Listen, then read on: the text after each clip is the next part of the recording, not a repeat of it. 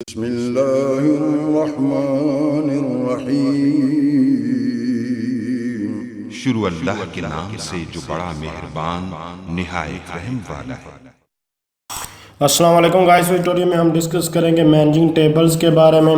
मतलब कि ये जितना भी आपको अभी हाईलाइट स्टोरिंग डाटा जो यूज़र डाटा क्या होता है, Oracle data, built in data types कौन सी होती हैं, रो आईडी फॉर्मेट, स्ट्रक्चर ऑफ रो, ये सारा जितना मैं हाईलाइट करता जा रहा हूँ, ये सारे के सारा इस ट्यूटोरियल में हम जो है वो डिस्कस करने वाले हैं। तो जस्ट देख सकते हैं ये जितना भी हाईलाइट किया गया मैनेजिंग टेबल्स में था और इनके बारे में हम वन बाय वन जो है वो डिस्कस करने वाले हैं।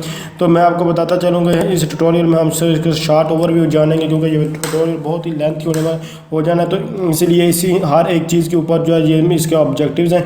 तो अगर मैं डेप्थ में जाऊंगा तो बहुत ज़्यादा टाइम वेस्ट है उन लोगों के ट्यूटोरियल जो जस्ट इसका ओवरव्यू जाना चाहते हैं, जो जस्ट एक रात में पढ़कर जो है वो पेपर देते हैं, उनके लिए प्रैक्टिकली हम इसका बाद में देखेंगे और डिटेल के साथ भी इन चीज़ों को हम डिस्कस करेंगे। तो सबसे पहले हम इस ट्यूटोरियल में इन चीज़ों के बारे में जो जस्ट ओवरव्यू जो है वो जान लेते हैं। तो सबसे पहले स्टोरिंग यूज़र डाटा, मतलब कि अगर आपने यूज़र का कोई भी डाटा स्टोर करना है तो उसको कैसे स्टोर कर सकते हैं। ज़ाहिर सी बात है टेबल होगा, टेबल के अंदर ही हम उसको डाटा को स्टोर करेंगे। इसके अलावा टेबल स्पेस है, उसके डाटा से वो बहुत सारी चीज़ें होती हैं, उसको छोड़े अभी हम जो बात कर रहे हैं जो हम टेबल में डाटा स्टोर करें, जो बेसिक डाटा होता है, जो जनरल डाटा होता है वो टेबल में स्टोर होता है, ये याद रखिएगा। तो अब हमें डाटा स्टोर करना है तो डाटा कैसे स्टोर कर सकते हैं, तो उसको स्टोर करने के लिए आपने ये समझने का एक टेबल है तो उसमें डाटा स्टोर करते हैं। ठीक है, अब इस टेबल को डाटा स्टोर करने में टेबल की भी बहुत सारी टाइप्स, जैसे कि यहाँ आपको 4 टाइप्स जो है वो देखने को मिल टेबल की 4 टाइप्स बेसिकली यहाँ है। एक रेगुलर टेबल, इसको एक को कहते हैं, एक को पार्टीशन टेबल कहते हैं, एक को इंडेक्स ऑर्गेनाइज टेबल कहते हैं और एक को क्लस्टर टेबल कहते हैं। तो अब इनके बारे में वन बाय वन जो हम डिस्कस करते हैं। तो सबसे पहले हमारे पास जो रेगुलर टेबल आता है। रेगुलर टेबल रेगुलर कोई भी चीज़, जैसे कि हम डेली लाइफ में कोई भी चीज़ यूज़ करते हैं उसे कहते हैं रेगुलर। मतलब कि ऐसा टेबल जो बाय डिफ़ॉल्ट टेबल, जो आम हम जो टेबल यूज़ करते हैं जहाँ हम डाटा स्टोर करते हैं, कोई भी आप user as user create table यानी कि क्रिएट लिखते हैं, उसके बाद टेबल लिखते हैं और उसके बाद टेबल क्रिएट कर सकते हैं सिंपल सी वर्डिंग में। तो ये रेगुलर टेबल्स के मतलब कि बाय डिफ़ॉल्ट जो हम टेबल क्रिएट करते हैं नॉर्मल जो टेबल है उसको रेगुलर टेबल कहते हैं। उसके बाद हमारे पास पार्टीशन टेबल होता है। पार्टीशन टेबल ऐसा टेबल होता है यानी कि जो पार्टीशन जिसकी किया जाए, जिस टेबल को तोड़ा गया है, जैसे कि एक बहुत बड़ा हमारे पास टेबल सपोज कर लें कि ये एक छोटा यानी कि एक बहुत बड़ा टेबल था, तो हम चाहते हैं कि इसको पार्टीशन इसके मुख्तलिफ पार्ट्स कर दें, मुख्तलिफ हिस्से कर दें, तो उसको कहते हैं पार्टीशन टेबल। तो ये मुख्तलिफ मेथड से मुख्तलिफ वे से इसको जो है वो पार्टीशन किया जाता है और मुख्तलिफ मकसद हमारे पास इसके होते हैं। उसके बाद हमारे पास आता है क्लस्टर टेबल। ये क्लस्टर टेबल ऐसा टेबल होता है जिसमें मल्टीपल टेबल्स, आप ग्रुप ऑफ टेबल्स कह रहे हैं या मल्टीपल जो हमारे पास टेबल्स है इसको आप कह सकते हैं। आप इसमें जो डाटा वगैरह होता है वो सेम डाटा होता है, एक ही तरह का डाटा होता है, मतलब एक दूसरे से मिलता है, रिलेटेड होता है। जैसे कि जानवरों की बात करें तो उसमें क्या है, कैट की बहुत सारी नस्लें, अब एक ही तरह की कैट, एक ही तरह के डॉग, तो ये एक ही क्लस्टर होता है। इसी तरह कोई भी चीज़, परिंदों की नस्ल कोई भी एक अगर पैरट की बात करें तो पैरट की बहुत सारे जो है कॉकटेल होते हैं। इसके बाद छोटे टैडी जो है जिनको कहते हैं, जो हमारे पास बर्ड्स में यानी कि आपको पैरट की बात कर रहा हूँ, रात होता आता है, ये बहुत सारी किस्में होती हैं। तो अब इन सारे को इकट्ठा करना तो ये एक क्लस्टर में आ जाता है। तो इनके बहुत फ़ायदे भी आपको नज़र बात बताने से आपको पता चल रहा है। यानी कि इसमें क्या होता है, अगर कोई भी रैंडमली कोई चीज़ उठानी हो तो आप फास्टली जो है क्लस्टर से चीज़ जो है उठा सकते हैं। ओवरऑल स्कैनिंग करेंगे तो वो तो ज़ाहिर सी बात टाइम लगेगी, लेकिन रैंडमली कोई भी चीज़ आप फास्टली जो इसमें एक्सेस कर सकते हैं। उसके बाद हमारे पास इंडेक्स ऑर्गेनाइज टेबल आया था। तो इंडेक्स ऑर्गेनाइज टेबल में क्या आता है कि इसमें आप कह रहे हैं कि बहुत ज़्यादा टेबल हैं, बहुत ज़्यादा डाटा है, तो उनके इंडेक्स बना लेते हैं। अब इंडेक्स क्यों बनाते हैं, जैसे कि आप बुक पे, मैं आपको रियल लाइफ एग्जाम्पल, जैसे कि बुक के स्टार्टिंग में जाए तो आपको वहाँ या लास्ट पे बुक के आपको इंडेक्स लिखा हुआ नजर आता है। अब इंडेक्स पे क्या होता है कि आपको वहाँ पेज नंबर ये सब कुछ लिखा नजर आएगा, आप फ़ौरन वहाँ से पेज नंबर वगैरह उस टॉपिक का नाम देखते हैं, उसके पास पेज नंबर देखते हैं, डायरेक्ट वहाँ आप जो है वो पहुँच जाते हैं। तो वो बेसिकली आपका क्या इंडेक्स है आपकी बुक का, और आपको पूरी की पूरी बुक सर्च करने में आपकी हेल्प कर रहा है। ये प्रैक्टिकली मैं इंडेक्स वगैरह के ऊपर ट्यूटोरियल भी एसक्यूएल सर्वर 2014 में बता चुका हूँ। तो अब क्या था, इसके थ्रू सर्च करते हैं और उसके बाद हम जहाँ भी हमने पहुँचना था पहुँच जाते हैं। इसी तरह ये तो बुक एग्जाम्पल, इसी तरह डेटाबेस में भी होता है कि मुख्तलिफ बहुत सारे, जैसे कि ये देखें ये टेबल है 3 सपोज का, और इन टेबल्स का जो एड्रेस है वो इस इंडेक्स में स्टोर है। अब जिसको जो भी आना चाहिए सब कुछ इस इंडेक्स पर होता है, वो फ़ौरन बताता है कि इस टेबल में जाए और वहाँ से ये डाटा एक्सेस करके ले आए। तो ये बेसिकली इस तरह जिसका यूज़ किया जाता है। उसके बाद क्लस्टर की और क्लस्टर में एक प्राइमरी की और क्लस्टर की जो है वो यूज़ होती है। तो जो क्लस्टर की जो है वो प्राइमरी की से अलहदा थी, क्लस्टर की एक अलहदा और प्राइमरी की अलहदा है। तो ये अलहदा दोनों चीज़ें हैं। इसके अलावा जितनी भी इसकी थ्योरी वगैरह आती है मैं अभी आपको दिखाता जाता हूँ कि यहाँ सारे जितना मैं बोल रहा हूँ आप डिटेल के साथ इसको पढ़ना चाहें तो यहाँ से ये जस्ट मैं इसको यहाँ आप देख सकते हैं। देर आर सेवरल मेथड, बहुत 4 मेथड या 4 टाइप्स हैं डाटा को स्टोर करने के। तो ये चारों की चारों लिखी हैं, उसके बाद 1 बाय 1 सब की डिटेल है। बाकी MCQs के हिसाब से यहाँ से आप इसको रीड आउट कर सकते हैं। बस जनरली इन्फॉर्मेशन दे रहा हूँ, डिटेल के साथ कोई भी चीज़ टॉपिक पढ़ना चाहे तो आप जस्ट मुझे कमेंट्स करिए, इंशाल्लाह मैं आपकी हेल्प करने की कोशिश करूँ, उसको डिटेल के साथ भी हम डिस्कस कर लेंगे। तो ये देखें पार्टीशन टेबल की सारी एग्जांपल्स लिखी हुई, सब कुछ जो है वो बताया गया। पार्टीशन मतलब इसमें सेगमेंट वगैरह होते हैं, ये सब कुछ ये देखिए, इसको जस्ट पॉज करें। इसके अलावा आपको ये स्लाइड चाहिए, बुक चाहिए, जो भी चाहिए, आउटलाइन चाहिए, जो इसके अलावा IT के रिलेटेड कोई भी इन्फॉर्मेशन चाहिए या जॉब के रिलेटेड, या फिर आपको मोबाइल में या लैपटॉप में कोई इशू आ रहा है तो आप जस्ट कमेंट्स कीजिएगा, इंशाल्लाह मैं आपकी हेल्प करूँगा। सारे के सारे मेरे पास A to Z नोट्स पड़े हैं, आपको नोट्स भी मिल जाएंगे, फ्री ऑफ कॉस्ट मिल जाएंगे, कोई इसके चार्जेस नहीं होंगे। तो उसके बाद क्लस्टर टेबल्स वगैरह यहाँ से देख सकते हैं। क्लस्टर टेबल्स इस ट्यूटोरियल में जस्ट ओवरव्यू इसीलिए मैं दिखा रहा हूँ ताकि आगे मूव कर सकें, यहाँ टाइम वेस्ट ना देख सकें। तो हमारे पास एक पूरा ये बेसिकली चावल का वीक 12 और 13 है, तो इसमें तो काफ़ी टाइम लगने वाला होता है। तो अब हम ओवरव्यू जानते हैं कि Oracle built in data types क्या होती हैं। डाटा टाइप्स उन चीज़ को कहते हैं जिनके थ्रू आप डाटा जो है वो सेव कर सकते हैं, मतलब कि किस फॉर्मेट में किस तरह आपने डाटा जो है वो सेव करना है। तो ये उसके बारे में हमें जो है बताती है डाटा टाइप्स। तो बिल्ट इन मतलब कि पहले से ही डिफाइन जो की गई हैं उसको कहते हैं बिल्ट इन डाटा।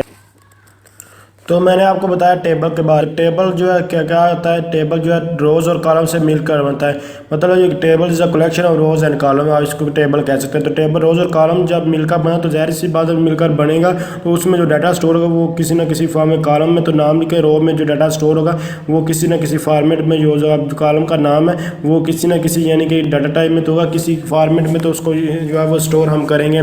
तो इस ऊपर वाले मैं आपको फिर एक बार क्लियर करता चलूँ, यहाँ बाद में बता दूँ, यानी कि यहाँ एक रियल लाइफ एग्जांपल भी आपको देना चाहूँगी। जैसे कि आपका ID कार्ड होता है, जो शनाख्ती कार्ड होता है, तो अब आपका जो ID कार्ड है उसको उसमें कैसे, यानी कि अब आपने नया कोई ID कार्ड बनवाया या कोई और रीज़न है तो वो आपको फ़ौरन आपका कार्ड वगैरह जो वो दे देते, तो वो कैसे देते हैं। बेसिकली आप कह लें कि जैसे कि उनके पास एक दराज होता है, दराज के ऊपर नंबर लगा तो उनको फ़ौरन पता चल जाता है। इसी तरह डाटाबेस में भी क्या होता है कि ये हमारे पास सपोज कर लें कि 25 एज के लिए जो कोई भी आप कंडीशन उन पर डिपेंड करता है वो किस तरह उन्होंने जो है वो कंडीशन लगाई हुई है कि वो सिटी वाइज जो है उन्होंने क्लस्टर बनाया हुआ है, यहाँ पर उन्होंने क्या किया हुआ है एज वाइज बनाया या ID वाइज बनाया, किस तरह का बनाया। तो आप वो क्या कहते हैं, सपोज कर लेंगे उन्होंने 10 यानी कि 20 से लेकर जो जिनका जो एज है 25 तक उनको लहदा बनाया, 25 से 30 उनको लहदा है, जो 25 से 35 उनको लहदा यहाँ, फिर एक सिटी का लहदा है, दूसरी सिटी का लहदा, तीसरी का लहदा है, और हर सिटी के साथ जो एक सिटी का जो क्लस्टर बना उसके अंदर जो एज के हिसाब से डाटा जो है रखा हुआ है। ये डिपेंड करता है कि उन्होंने किस तरह का काम उसके ऊपर जो फिर इंडेक्स के थ्रू उसको एक्सेस करते हैं कि अच्छा ये एज क्या है तो ये इसका ये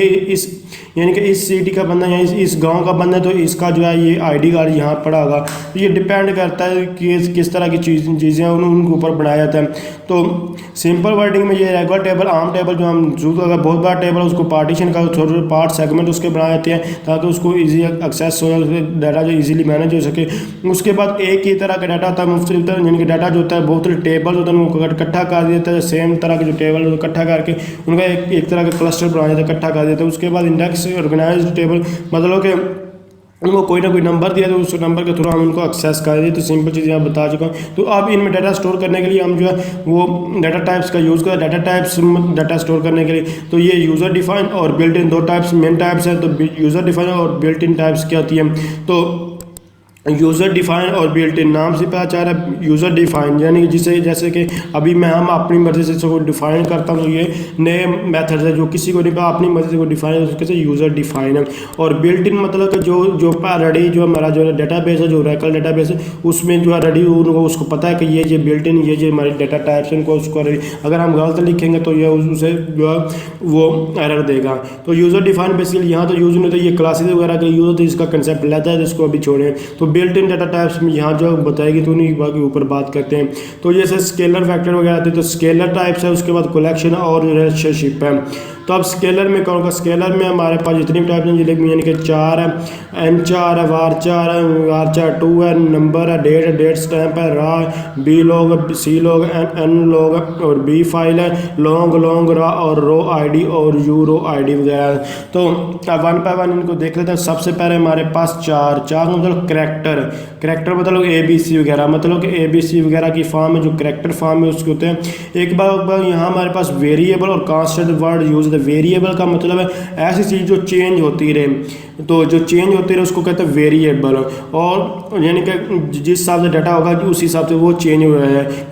जैसे कि आप कह लें कि जो इलास्टिक वगैरह था, आप इलास्टिक को जितना खींचे उतना लंबा छोटा हो जाएगा, या इसी तरह का कोई इलास्टिक हो गया, या गुब्बारा वगैरह कह रहे हैं, गुब्बारे में जितना पानी या हवा भरेंगे उतना फैलता जाएगा, अगर काम करेंगे उतना सूंघे, तो इसको क्या वो क्या वेरिएबल। और कांस्टेंट क्या है, मतलब कि फिक्स कोई चीज़ है। जैसे कि मैंने ये एक सर्कल लगाया, अब सर्कल ये फिक्स है, इसके आगे पीछे नहीं होना, तो ये सारे ये वेरिएबल और कांस्टेंट को याद रखिएगा। ये बार बार वर्ड आएगा, मैं इसके ऊपर अब बात नहीं करूँगा।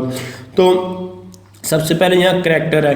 अब करैक्टर 4 निकला, यानी ये 4 जो है ये करैक्टर से निकला। यहाँ आप जो है अल्फ़ाबेट वगैरह स्टोर करते हैं, वेरिएबल फॉर्म में होते हैं। या n का मतलब कितने नंबर आपने कितने करैक्टर्स वगैरह जो है वो स्टोर करने हैं, तो आप इसको चीज़ को अगर नहीं ये लिखेंगे तो ये बाय डिफ़ॉल्ट जो है इसके लास्ट तक जो जाएगी वहाँ तक आप स्टोर कर सकते हैं, वेरिएबल फॉर्म में होगा। तो उसके बाद हमारे पास n4 है, तो n और यहाँ n का वर्ड आएगा, और 4 मतलब n और 4 और n4 में क्या फ़र्क है, इसमें फ़र्क आपको बताता चलो। तो n सिंपल सी बात है, इसमें क्या होता है कि जो हमारे पास 4 होता है, इसको आप कह लें कि जो इसमें जो डाटा स्टोर होता है वो इसका फार्मा यानी कि 2n बाइट्स के साथ बाइट्स और बिट लहजा चीज़ है।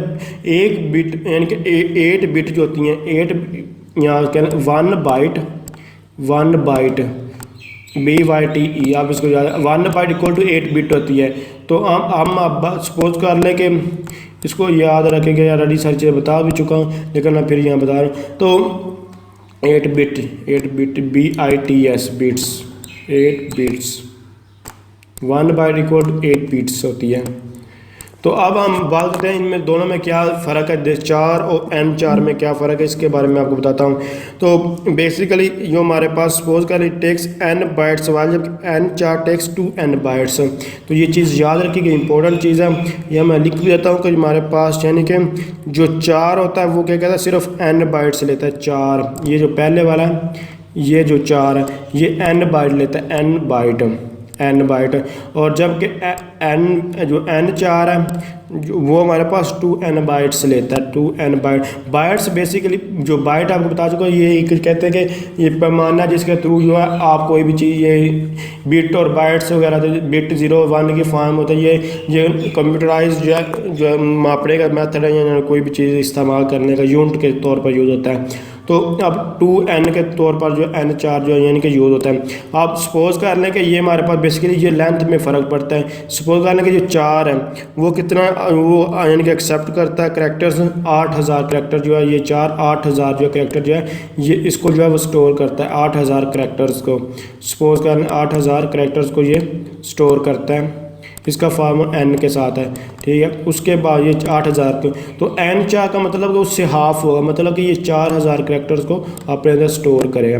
सिर्फ मेन इनमें डिफरेंस यही है, साइज़ का डिफरेंस, और कुछ भी नहीं, बाकी दोनों ही करैक्टर अल्फ़ाबेट्स वगैरह का यूज़ हो है। जैसे कि आपको ये अल्फ़ाबेट ABC ये वगैरह लिखी हुई नज़र आ रही है। उसके बाद हमारे पास आता है var4 2। अब var4 2 जो है बेसिकली इसका क्या, var4 2 का मतलब ये आप इसमें ओरेकल में यूज़ होता है। जो var4 सिंपल था वो फ्यूचर के लिए इन्होंने रिजर्व रखा, वो यूज़ नहीं था, तो यहाँ लिखा var4 2 का मतलब है कि अब इसमें वेरिएबल जो है, वेरिएबल भी आएंगे और करैक्टर दोनों मिक्स चीज़ें आएंगी। उसके बाद यहाँ वेरिएबल और करैक्टर्स आते हैं, जैसे कि ईमेल वगैरह आती है, तो उसमें जैसे कि आप नेम लिखते हैं उसके आगे नंबर लिखते हैं और उसके बाद वो सारा, तो इस तरह की ये चीज़ें होती हैं। उसके बाद नंबर, सिर्फ इसमें नंबर जाएगा, जैसे 1 2 3 4 डिजिट्स वगैरह। और उसके बाद डेट में से आपके पास जो जहाँ डेट में आएगा इसमें डेट भी होगी, टाइम भी होगा, लेकिन इसमें सेकंड्स वगैरह नहीं होते और वो टाइम जोन वगैरह नहीं होते। जबकि टाइम स्टैम्प में डेट और टाइम दोनों, अगर सेकंड्स वगैरह फ्रैक्शनल, मतलब फ्रैक्शनल जो सेकंड्स वगैरह होते हैं जो 9 तक, वो भी सारे इसमें आते हैं। उसके बाद हमारे पास आता है रॉ। अब रॉ क्या होता है कि जो रॉ ये बाइनरी डाटा को स्टोर करने, जो स्मॉल बाइनरी डाटा था उसको स्टोर करने के लिए यूज़ होता है। तो रहा डाटा में छोटी छोटी यानी कि फाइल्स होती हैं, यानी कि कोई ऑडियो फाइल्स हैं जो कोई ग्राफिक्स वगैरह लेकर उसको आपने बाइनरी का था 0 और 1, मतलब कि जो हमारा डिजिटल मतलब कि आपका आप कंप्यूटर में जो डाटा स्टोर है वो 0 और 1 की वगैरह की फॉर्म में जो है वो स्टोर होता है। तो आप भी चाहते हैं कि 0 और 1 की फॉर्म मतलब कि बाइनरी फॉर्म में डाटा को स्टोर करें, तो उसके लिए आप जो है रा का यूज़ करते हैं, RAW। अब रा और ये इसके लिए इंपॉर्टेंट ये है कि ये सिर्फ और सिर्फ यूज़ होता है आपके लिए, यानी कि क्वेरी करने के लिए, कोई चीज़ किसी चीज़ के बारे में क्वेरी करने जानने के लिए, सिलेक्ट करने के लिए, ये या क्यूरी के लिए मैं क्यू लिख दिया। और उसके अलावा इस इंसर्ट मतलब कि डाटा कहीं एंटर करने के लिए इसको यूज़ किया जाता है रा के लिए, लेकिन इसमें मैनिपुलेशन के लिए इसको यूज़ नहीं किया। मैनिपुलेशन मतलब कि चेंजिंग वगैरह के लिए इसको आप यूज़ नहीं कर सकते। जब इसके थ्रू आप डाटा आपने रा ली हुई कमांड उसको मैनिपुलेट नहीं कर सकते, जबकि आप उसको क्यूरी या इंसर्ट डाटा कर सकते हैं इसके थ्रू। तो आप उसके बाद हमारे पास BLO भी आ जाता है। तो BLO का होता है बाइनरी लार्ज ऑब्जेक्ट, और उसके बाद CLOG मतलब कि कैरेक्टर लार्ज ऑब्जेक्ट। तो आप इनमें क्या फ़र्क होता है ये देख लेते हैं। और NCOL तो ये ऑलरेडी बता चुका हूँ आपको, इसका N का मकसद क्या है। तो BLOG क्या होता है, बी मतलब कि ऐसा डाटा जो बहुत बड़ा डाटा उसको स्टोर कर, BLOG यानी कि आपने डाटा को स्टोर करना, यानी कि बहुत बड़ा जो डाटा आपने उसको स्टोर करना है, तो उसको स्टोर करने के लिए आप जो BLOG या फिर CLOG या NLOG का यूज़ करते हैं। तो बेसिकली इसमें जो हम बाइनरी फॉर्म में भी आप डाटा को स्टोर कर सकते हैं, आप कैरेक्टर फॉर्म में डाटा वगैरह को स्टोर कर सकते हैं। अब आप पे डिपेंड कर कि आपने किस तरह का डाटा जो है स्टोर करना है। तो बेसिकली इसके एग्जाम्पल के थ्रू आपको समझाएंगे BLOG या CLOG वगैरह NLOG इसको डाटा कहाँ यूज, जैसे कि आप जो कैमरा वगैरह होते हैं, तो कैमरा की रिकॉर्डिंग 1 GB तक जो 24 घंटे वो चलते हैं, उनकी रिकॉर्डिंग या आपकी मूवी वगैरह आती है, इस तरह की कुछ चीज़ है। तो उनके लिए बहुत बड़ा डाटा तो उसको आपने सेव करा था, तो उसके लिए आप BLOG या CLOG NLOG वगैरह का यूज़ करते हैं। और मिडल टाइप का डाटा और बाइनरी फॉर्म में आपने उसको सेव करा तो वो उसके लिए B फाइल का यूज़ करते हैं। लॉन्ग रा जो ये हमारे पास ऑल टाइप्स है, इसकी जगह आप जो है BLOG और CLOG वगैरह जो इसका यूज़ किया था। मतलब ये भी जो बहुत बड़ा डाटा तो उसके लिए यूज़ होता है, लेकिन इसमें कुछ डिसएडवांटेज जिसकी वजह से आप ये डाटा आ जाए। बाकी ये भी यूज़ इसी सिंपल फॉर्म में यूज़ करने के लिए आप भी होता है, लेकिन इतना यूज़ नहीं होता। उसके बाद रो ID और UROID को आगे हम जो है मज़ीद जो है इसको ये डिटेल के साथ बताने वाले, तो इसको आगे हम जो डिस्कस करते हैं। तो इसके अलावा हमारे पास रह गया वार रे, तो इसका मतलब वेरिएबल है, ऐसी रे जो चेंज होती है, मतलब कि आपने डाटा जो स्टोर करना है वो वेरिएबल अरे की फॉर्म में। अरे जैसे कि अरे के ऊपर एक अलग सी चीज़ है जहाँ रे मतलब जैसे कि फ़ोन नंबर है, आप फ़ोन नंबर एक डिजिट्स की फॉर्म है, तो आप उसको रे में फॉर्म मतलब बहुत डाटा जो इकट्ठा जो स्टोर उसको अरे कहते हैं। जैसे फ़ोन नंबर अरे, जैसे यहाँ मैं देख ये मेरे पास एक मैंने इस तरह की चीज़ बना ली और इसके अंदर जो है छोटे छोटे पार्ट्स कर दो, ये बेसिकली इसको कहते हैं अरे, और इसके अंदर डाटा जो है वो स्टोर कर यहाँ 1 2 3 4 करके, तो इसको तो ये वेरिएबल है, मतलब कैसा डाटा जो वेरिएबल, तो इसका फ़ोन नंबर का एग्जांपल वगैरह लिख सकते हैं, इससे 11 डिजिट वगैरह होते हैं। और उसके बाद आता है कलेक्शन, मतलब इकट्ठा डाटा जो स्टोर करना, तो रे में इकट्ठा ही होता है।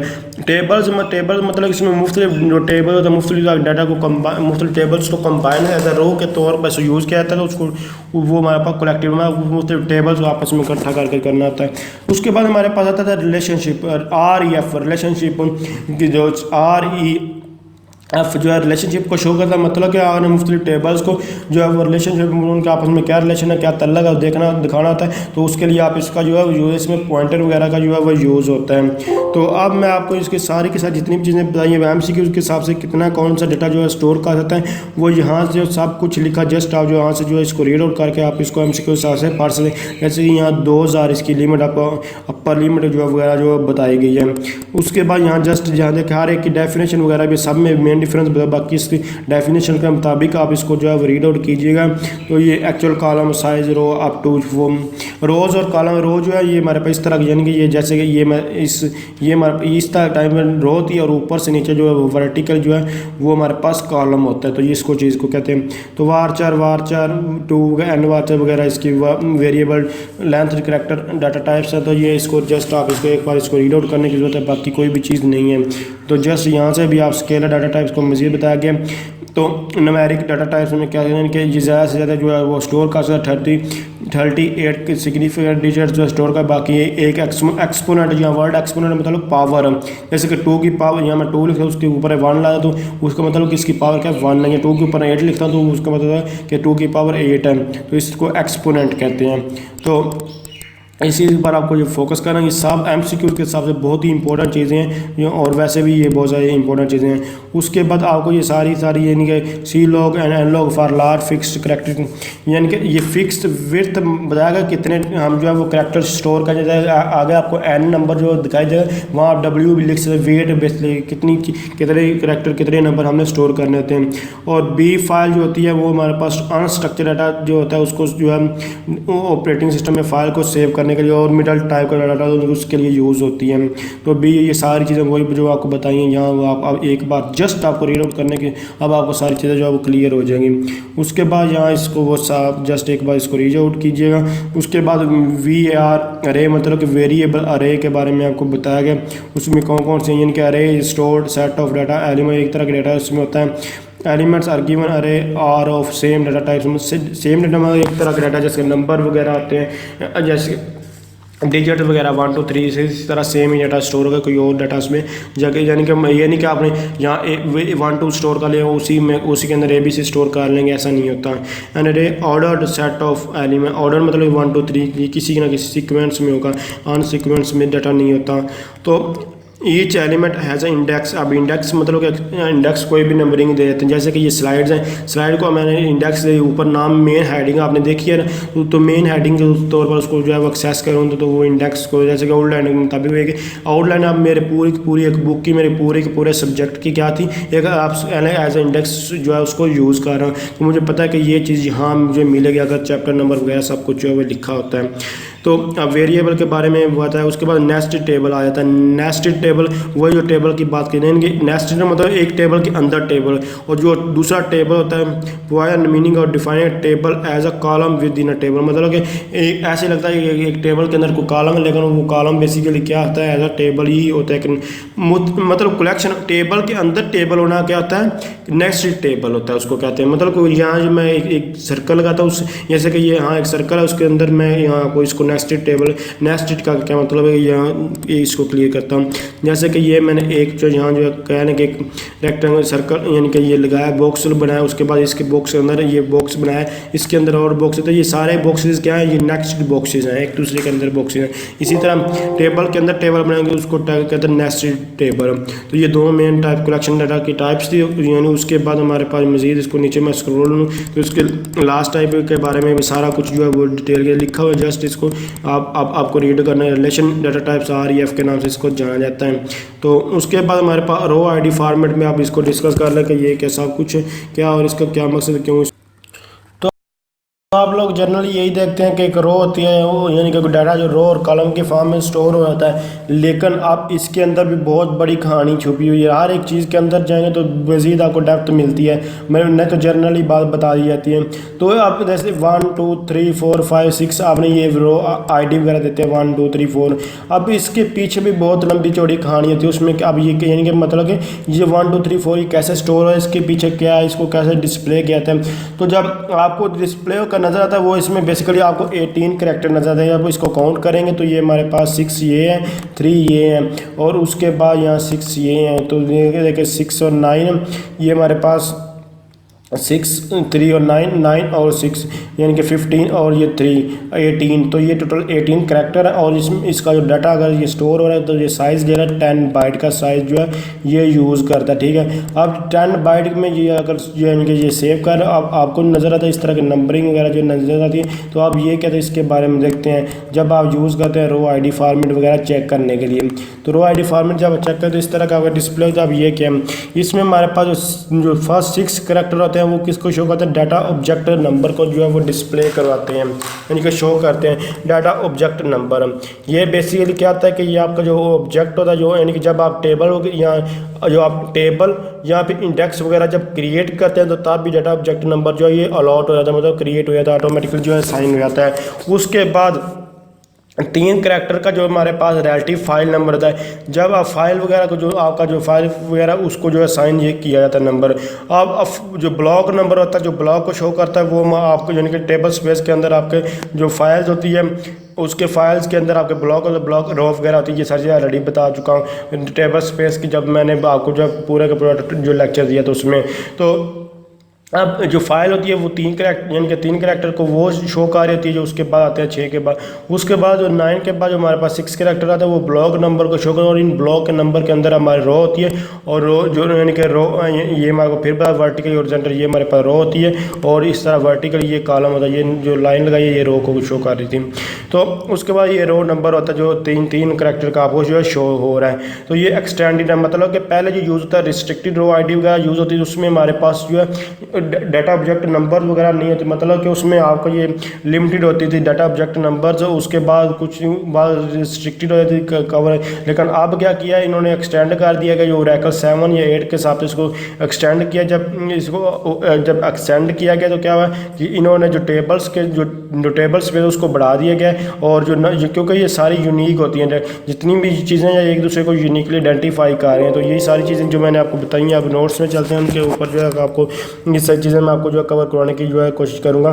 तो यहाँ देखिए हमारे पास हर एक चीज़ आपको ब्लॉक नंबर, रो नंबर, ये सब कुछ जो यहाँ जो से बताइए, जस्ट इसको एक बार रीड आउट करें। और उसके बाद हमारे पास यानी कि ये बिट्स फॉर्म में आपको बताया गया ये, यानी कि जो डाटा ऑब्जेक्ट नंबर यानी कि जो डाटा ऑब्जेक्ट नंबर होते हैं, इसको ये 32 बिट्स होते हैं। ये 32 बिट्स होते हैं। मैं आपको बताया कि एक byte equal to 1 byte equal to 8 bits होती है। तो यहाँ हमारे को मतलब कि जो डाटा ऑब्जेक्ट जो हमारे पास होते हैं, ये डाटा ऑब्जेक्ट नंबर ये 32 बिट का मतलब 8 बाइट। उसके बाद इसी तरह हमारे पास यानी कि ये जो रिलेटिव फाइल नंबर ये 10 बिट्स का होता है। जो ये ब्लॉक नंबर होता है ये हमारे पास 22 बिट्स का होता है। और उसके बाद हमारे पास यानी कि ये 16 बिट्स का कौन सा रो नंबर ये होता है। तो टोटल ये हमारे पास यानी कि ये आपको देखने को मिल जाएंगे 80 बिट्स होती हैं और 10 बाइट्स हमारे पास बनते हैं। तो 18 हमारे पास 18 करैक्टर था, उसको मल्टीप्लाई चेक भी कर सकते हैं, इसको आपको समझ लग जाएगी। अब ये जो नंबरिंग वगैरह आती है इसमें ये हमारे पास इसको जो है 64 बिट इनकोडिंग स्कीम के थ्रू जो है ये क्रिएट किए। अब 64 बिट कोडिंग क्या होती है, इसमें हमारे पास A to Z यानी कि जो कैपिटल जो लेटर होते हैं अल्फ़ाबेट्स वो आते हैं, लोअर अल्फ़ाबेट्स भी आते हैं, 0 to 9 नंबर भी आते हैं। और ये जो यानी कि स्लैश वगैरह होती हैं, ये साइन वगैरह ये भी यूज़ होता है। इसको काउंट करेंगे तो ये हमारे पास 64 जो टोटल होते थे, इसको कहते हैं 64 स्कीम के थ्रू ये हमारे पास नंबर वगैरह जो है वो दिए गए हैं। उसके बाद आपको यानी कि यहाँ एक एग्जांपल दिया, आप एक क्यूरी यूज़ कर सकते हैं। सिलेक्ट डिपार्टमेंट आईडी, डिपार्टमेंट लिखेंगे, उसके बाद रो आईडी कीवर्ड फ्रॉम, और जो यानी कि HR का डिपार्टमेंट है उसको शो करवाया गया। तो इसमें आप देखें कि हमारे पास इस तरह का आपको शो 10 20 30 40। तो अब ये नंबरिंग स्टोर है, तो इसमें देखेंगे ये हमारे पास 6 नंबर जो आपको शो हो रहे हैं। ये बेसिकली आपके जो फाइल यानी कि जो अभी आपको दिखाया उसको शो कर रहे हैं। ये आप फर्स्ट देख लें डाटा ऑब्जेक्ट नंबर को, उसके बाद 3 जो है रिलेटिव फाइल नंबर को शो करेंगे, फिर ब्लॉक नंबर को, फिर रो नंबर को जो है वो डिस्प्ले करेंगे। तो ये 6 जो है आपको अभी आपको बता दिया उसको शो करें, ये 3 फिर फाइल को शो करें, ये फिर ब्लॉक को शो करें, और ये हमारे पास रो को शो करें। ये डाटा को यानी कि डाटा जो फाइल उसको शो करें, इससे आगे सारी से नीचे इसको अलग भी लिखा होगा। तो यहाँ देख सकते हैं इसने जो है डाटा ऑब्जेक्ट जो है नंबर उसको शो किया जो 6 है। फिर ये एक 10 वाली का एग्जांपल है। उसके बाद ए है, ये मुख्तलिफ फॉर्मेट में जो है वो स्टोर होती है। फिर उसके बाद AF जो है इसने रिलेटिव फाइल नंबर को जो है ये हमारे पास ब्लॉक नंबर को 6 शो, और ये लास्ट जो होती हैं ये रो नंबर को जो है यानी कि शो कर रहे हैं। और ये हमारे डिपार्टमेंट ID 10 इसने शो कर दी। रिस्ट्रिक्टेड रो है ओरेकल 7 और उससे पहले जो जितने भी उसमें ये यूज़ की जाती थी। तो इसमें हमारे पास earlier lazy did not permit more यानी कि more than 1000 byte data file से ज़्यादा डाटा फाइल हम नहीं बना सकते, क्योंकि ये आइडेंटिफाई जो यूनिकली होती। तो इसी प्रॉब्लम को जो काम करने के लिए उसके बाद रिस्ट्रिक्टेड को ख़त्म करके एक्सटेंडेड बनाएगा, जिसके बाद यही चीज़ जो है वो टेबल स्पेस को देगी, ताकि टेबल स्पेस को रिस्ट्रिक्ट बट स्पेस एक बहुत बड़ी चीज़ है, इसलिए वो इतनी जल्दी जो है फिल नहीं होती। जबकि डाटा फाइल छोटी चीज़ है, इस टेबल स्पेस के अंदर डाटा फाइल जाते हैं, इसलिए जो से जल्दी फील्ड्स अप हो जाती हैं। तो मतलब कि इसकी जो कैपेसिटी वगैरह जो ख़त्म है, तो ये नॉन पार्टीशन वगैरह के लिए सारा लिखी इसलिए अब यूज़ होती है, किसके लिए नहीं यूज़ होती है। और कौन रो आई डी के वगैरह row I D is still use in object like non partition index. Non partition index वगैरह क्या आते हैं, मैं आपको ये ऑलरेडी पार्टीशन मतलब कि टेबल वगैरह तोड़ा गया उसमें जो है ये बताया गया कि सब कुछ जस्ट इसको रीड आउट कीजिए। उसके बाद स्ट्रक्चर ऑफ अ रो, अब आपको रो का स्ट्रक्चर मतलब कि डेटाबेस के अंदर रो का क्या स्ट्रक्चर होता है, तो उसमें उसका यानी कि ये आपको जो ये 3 कलर दिखाए गए। इसका मतलब है कि ये जो कलर आपको ये रो हाइडर को शो कर रहा है, उसके बाद कॉलम लेंथ को शो कर रहा है, और ये जो पिंक है ये आपको यानी कि येलो जो है वो शो, ये ऊपर पिंक वाला जो लेंथ को शो कर रहा है, जो येलो है ये कॉलम वैल्यू को जो है वो शो कर रहा है। अब यहाँ एक वर्ड आया हैडर। हैडर क्या आता है कि ये बेसिकली ये एक तय होती है किसी भी चीज़ के ऊपर जो चढ़ी होती है, जो शो कर रही होती है किसी भी चीज़ की वैल्यू। जैसे कि आपके पास एक लिफाफ होता है, लिफाफ आपका एज अ हैडर है, उसको आप कह सकते हैं। नेटवर्किंग में बात करें उस लिफाफे को आप हेडर कह सकते हैं। उसके ऊपर कोई ना कोई नंबर कोई ना कोई चिट वगैरह होती है, सब कुछ लिखा होता है, और उसके अंदर आपका कोई मतलब कोई कागज़ वगैरह जो कागजात होते हैं, डाटा होता है, वो आपका जो चीज़ होता है रियल लाइफ में वो स्टोर है। इसी तरह इसमें भी यही होता है, यानी कि आपका कोई रो हाइडर होता है, रो का कोई हाइडर होता है जो नंबर वगैरह होता है, और उसके अंदर आपका जो है वो डाटा होता है। तो अब रो हेडर क्या कहता है, यूज़ है नंबर ऑफ कॉलम इन रो, कितने के यानी कि नंबर ऑफ कॉलम यूज़ है रो में, और उसके बाद चेनिंग इन्फॉर्मेशन एक पूरी की पूरी चेन जो है वो सारी के, उसके बाद डाटा कितना कैसे स्टोर हुआ ये सारे के सारा वो आपको बताया गया है। तो कितनी यानी कि लेंथ का ये स्टोर करता है, किन तरीका नहीं, यानी कि 1 byte is needed to store the column length, मतलब कि एक हो तो यहाँ पे 250 बाइट से बांट जाएंगे तो उसके लिए 3 बाइट की हमें जो कॉलम लेंथ जो है हमें ज़रूरत होती है। तो ये सारी चीज़ें जो आपको जो है बताई गई हैं। तो इसके अलावा बाद हमारे पास आपको क्रिएटिंग टेबल को कैसे क्रिएट कर सकते हैं उसके बारे में बताया गया। ये क्रिएट एक कीवर्ड है, उसके बाद टेबल एक कीवर्ड है। HR एम्प्लॉयज़ का आप जो है एम्प्लॉयज़ का आप जो है वो टेबल क्रिएट करना चाहते हैं। आप टेबल क्रिएट करने के लिए एम्प्लॉय आईडी जो नंबर है, आईडी हमेशा आपको 1 2 3 4 आप किसी में होती है, नंबर में होती है।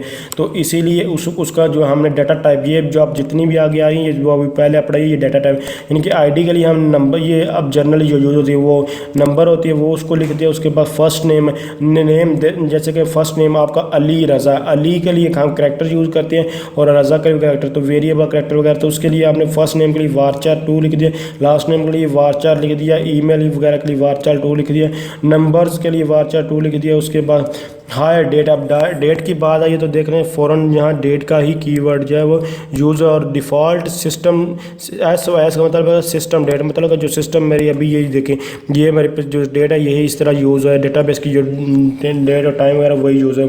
जॉब आईडी, अब आईडी की बात फिर आई है तो आप नंबरिंग वगैरह में देते हैं या वेरिएबल करेक्टर में भी आप देख सकते हैं। यहाँ जॉब की नंबरिंग है इसलिए आप इसे थोड़ा चेंज करके दिया गया। तो ये आपकी कैसे ज़रूरत है, आप कैसे कंडीशन है उस हिसाब से जो है वो दे सकते हैं। अब यहाँ सैलरी नंबरिंग में दी गई है नंबर में, तो सैलरी नंबर में इसलिए जो कि सैलरी आप 1 2 यानी कि आपके 2000 3000 10,000 कितनी सैलरी है उस हिसाब से होती है, तो इसीलिए वो आपको नंबर में है।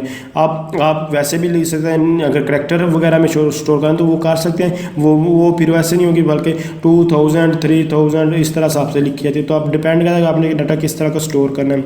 उसके बाद कमीशन पिक्सल नंबर वगैरह यानी कि ये आपको नंबर वगैरह इसमें जो है वो सेव होगा। उसके बाद मैनेजर आईडी, अब मैनेजर आईडी बताई कि 1 2 3 4 तो नंबर में ही उसने बताई है। डिपार्टमेंट आईडी है तो वो भी देख सकते हैं नंबर में, तो डिपेंड करता है इसलिए लहदा ये सारे नंबर क्या है, ये नंबर varchar2 लिखा, उसके बाद डेट है varchar नंबर, और ये सारी डाटा टाइप है जो मैंने आपको अभी थोड़ी देर पहले क्लियर कर। तो क्रिएट टेबल की कमांड हम जो है दोनों तरह के टेबल के लिए यूज़ कर सकते हैं, यानी कि रिलेशनल टेबल या ऑब्जेक्ट टेबल दोनों आप क्रिएट कर सकते हैं। तो इन दोनों के लिए आपको दोनों के लिए एक ही कीवर्ड यूज़ होता है क्रिएट टेबल, उसके बाद उसका नाम वगैरह। तो इस ट्यूटोरियल में हम जो जितनी भी बात कर रहे हैं वो रिलेशनल टेबल्स के बारे में बात कर रहे हैं, रिलेशनल डाटा टाइप्स वगैरह सब कुछ हम उसके बारे में ही हम डिस्कस कर रहे हैं। ऑब्जेक्ट टेबल्स की वगैरह के यूज़र डिफाइंड डाटा यानी कि डाटा टाइप्स हैं उनके बारे में हम जो है बात नहीं करने वाले। तो अब इसमें हमारे पास यानी कि क्रिएटिंग टेबल गाइडलाइन मतलब कि किन के थ्रू आगे भी आएंगी, ये यहाँ भी लिखी हुई है, यानी कि आप जो place table in separate table space, मतलब कि जब भी आप टेबल जो है क्रिएट करें वो अलग से टेबल स्पेस जो है क्रिएट उसके अंदर जो उसको क्रिएट करें। और इसके अलावा लोकली यानी कि आप लोकली मैनेज टेबल स्पेस जो होती है यानी कि यूज़ करें। अगर आप जो है ग्लोबली टेबल स्पेस यूज़ करेंगे तो आपके पास फ्रेगमेंटेशन वगैरह का इशू आएगा, इसीलिए आप जो है फ्रेगमेंटेशन से बचने के लिए आप क्या करें कि इसको टेबल स्पेस को जो है वो यूज़ करें, लोकली जो मैनेज की जाए। तो ये सारी चीज़ें रेडी, टेबल स्पेस वगैरह, फ्रेगमेंटेशन, लोकली ग्लोबली क्या होती है रेडी, सारा कुछ मैं आपको बता चुका हूँ। तो इसके अलावा एक और आपको एग्जांपल दी गई है कि क्रिएट एक टेबल क्रिएट करें, यानी कि एचआर डिपार्टमेंट के लिए यानी कि एचआर डिपार्टमेंट्स का टेबल क्रिएट करें। तो क्रिएट टेबल, उसके बाद यहाँ देखें आईडी, हमेशा आपको याद रखें कि आप ना आईडी जो है नंबर में ही दें, आप कहीं और दे सकते हैं लेकिन आप ज़्यादा कोशिश करें कि इसको नंबर में दें। तो यहाँ डिपार्टमेंट की आईडी है वो नंबर है। उसके बाद ये आपको 430 या रेडी आपको बता चुका कि ये कितने नंबर यानी कि आप एंटर कर सकते हैं। 4 नंबर का जो रोज़ है वो एंटर कर दिए, उसलिए उसके मैक्सिमम साइज़ जो है वो शो कर रहा है। तो मैनेजर यानी कि नाम जो है उसका वारचार में हमने लिखा हुआ है। उसके बाद में आईडी जो है फिर नंबर में, लोकेशन भी यानी कि लोकेशन आईडी जो है वो भी नंबर में है। तो उसके बाद हमने जो कितना साइज़ वगैरह देना है वो आपको बताया, स्टोरेज है। और उसके बाद इनिशियल 200 KB, नेक्स्ट 200 KB %0 यानी कि मिनिमम एक्सटेंड जो करे 1 जो है एक्सटेंड करे, और मैक्सिमम एक्सटेंड जो 5 करें। और उसके बाद टेबल स्पेस डाटा जो है वो बताया। तो अब इसका मकसद क्या है, यहाँ मेन चीज़ जो है वो हमारे पास आई है कि इनिशियल 200 KB, फिर नेक्स्ट 200 KB, और परसेंटेज उसकी कुछ भी ना इंक्रीज़ करें, और जो मिनिमम एक्सटेंड्स होती रहे वो 1 और ज़्यादा से ज़्यादा वो 5 तक हुए। तो इसका क्या मकसद है, यहाँ हमारे इसको बताया गया कि जब हम जो टेबल वगैरह क्रिएट, उसको स्टोरेज जो है वो 200 KB मिले। जब वो फिल में हो जाए उसके बाद उसको यानी कि 200 KB %0 मतलब कुछ भी यानी कि 200 KB ही इंक्रीज़ करे, 200 का मज़ीद आगे कोई परसेंटेज ना है। मैक्सिमम एक्सटेंड का मतलब है पहले 200 KB बढ़े, फिर 200 KB बढ़े, फिर 200 KB बढ़े, फिर 200 KB बढ़े, फिर 200 KB बढ़े।